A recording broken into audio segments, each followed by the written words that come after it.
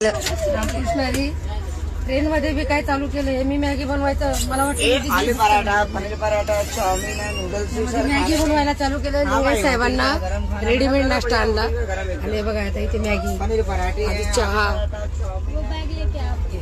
म्हणजे सांगण्याचे तात्पर्य म्हणजे मला इथे पण सुट्टी नाहीये, इथे पण चालू आहे. किचनच म्हणता येईल, चालू आहे.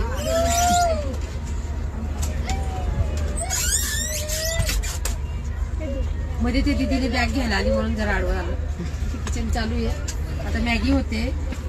पाण्याच्या बाटल्या आणल्या आहेत 30 रुपयाला 2. त्याच्यातून आता मॅगी, त्यांना रेडीमेड नाश्ता. आधी किती जणांचा चहा झाला? 10-12 जणांचा, 15 जणांचा चहा. याच्यावर बोंबलला एकादशी आहे आणि पण सुट्टी नाहीये. ताई पण मला मदत करू लागल्या. ताई पण या तुम्ही पण मॅगी खायला, ज्यांचा उपास आहे त्यांच्यासाठी आमची एकादशी. मस्त चहा पण आम्ही खडी साखरचा बनवला. तुम्ही पण घरी खडी साखरचा चहा बनवून कधी कधी पीत जा, घशासाठी चांगला असतो.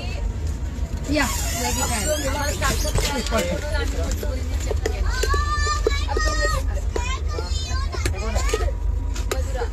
झाली.